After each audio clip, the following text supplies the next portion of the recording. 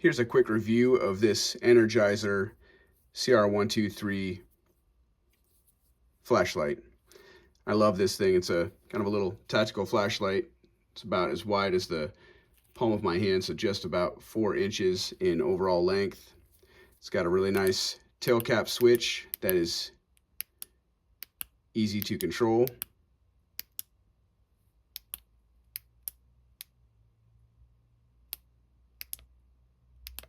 So if you move through the settings quickly, it has a high, a low, and then the strobe. But if you wait, it just comes back to the same setting each time, which I really appreciate. It's got nice ridging here. It's all nice construction. It is IPX rated and just uses a single 123 battery.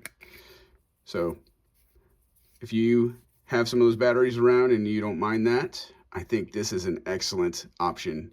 It's simple, it's robust, and inexpensive. So I have several of these. I've given these to my kids, and it is a great little flashlight.